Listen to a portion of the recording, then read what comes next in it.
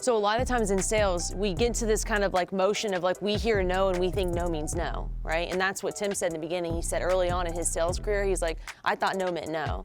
No, it doesn't always mean no. It just means there's some other reason behind why it is that they're not moving forward. And as salespeople, the difference between amateur and professional is, can we uncover the reasoning behind no, and can we push past that and make them feel comfortable with making a decision? Because naturally, you got 10% of people that are gonna buy. Like those are the easy ones. Those are the ones you get on the phone. I think I saw one of, or heard one of Keith's calls. And the thing that he did that was different from everyone else is he made that girl laugh. And she instantly wanted to book everything, didn't question a price, didn't give a single objection, because he built the rapport so early on. But you also have 10% of those people that are just so easy that they just book anyways because it's just like the best thing for them, right? Those are all great to get. But then you have 10% of people that just aren't gonna buy, right? Those are the people that are like, it doesn't matter what you say, what you do, you are not gonna get them to book a call with you for whatever reason, and that's totally cool. We're gonna let that 10% go, right? But there's 80% of the people within there that they need help making a decision. And as salespeople, all you do is give them the courage and the belief and the confirmation that this is the best decision for them, and this way they can execute on it. And this way all their questions are answered, right? So that's all that Andy did, was go into rounds. And when he got no the first time, she's like, no, I'm not gonna book. He just kept pushing through. He pretended that she didn't even say no. And he just continued on, and she said no again, and she said no again, and he continued on. We call it rounds because you don't actually start selling until you get that first no. Once somebody tells you no, that's when the skill set has to kick in, and where communication is key to be able to effectively get these people to move forward, right? Does anyone have questions about that video? Because we do have like a whole deep dive into everything on here. And did you want to add anything? I just wanted to say, I don't know if you noticed it, but Andy, he really didn't care too much about the information like before he got on the phone. And I don't know if you noticed it, but the first few minutes of the call, he's just trying to like cover all of his bases really quick so he can get to that first no like as fast as possible.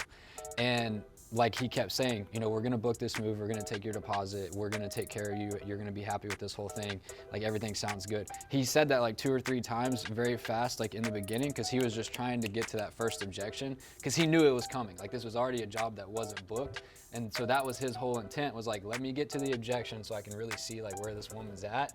And then he was willing to go 3, 4, 5 rounds with her. And then at like, the thing that I love about Andy is he's completely unfazed by rejection. Like he loves it. Actually, he's phased in a positive way by it. Like it drives him crazy. And so like, I don't know if you noticed, but like every time she kept saying no, he kept getting more like excited about the conversation. And he was just like being a genuine human with him, like with Barbara. I think a lot of us get caught up in that we have a script or a process that we follow and we need to stick to it. We can't be ourselves, and like we almost sound robotic at times on the phone. Like Andy was literally just like cutting jokes with her and making her laugh. And then by the end of it, she was like, okay, we'll do it, you know?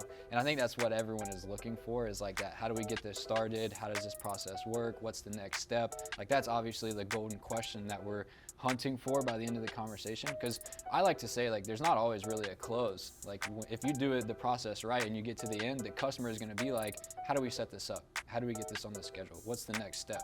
Those are the questions you're looking for from the customer. So I just love how Andy was just like relentless with that. He was like, because he knew going into it, like Chad told him, this is the hardest customer that we ever deal with. Like they don't have anything figured out on their end. And Andy was like, it's cool. Like just let me talk to her, I got it. And you kind of have to go into every call like that, because you don't know what's on the other end. If you go into it with an like expectation, then you have a very high chance of being disappointed. So like Andy had 0 expectation other than he was gonna hear what that woman had to say and he was gonna take care of her at the end of the day. And that's really all he kept falling back on, was like, we're the best company for a reason, we're gonna take care of you, like you're worried about the wrong stuff. And he just like coached her through that. Now naturally he is a coach, so he's used to doing that, but that was just like a regular conversation for him. So I think just keeping it conversational and feeling like natural, I think is huge. Yeah, everyone write down good, great, unstoppable. Andy is literally unstoppable. It does not matter what you put in front of him. And some of you guys in here are good. Some of you guys in here are pretty great, but I don't think a single one of you guys in here are really unstoppable. And I think a lot of you guys are wavering between that good and great kind of boundary, where we're all gonna have our off days. And all we're missing, the difference between like where you're at and what you're making right now, because we do like to take this, it's not all about money, but ultimately like we're all here to make money, right? Like that's why we work jobs. The difference between where you guys are at and where you want to get to is just a skill gap. All you guys are missing is the skill, the confidence to be able to effectively communicate with these guys, and that's what we're going to serve up to you guys today, okay?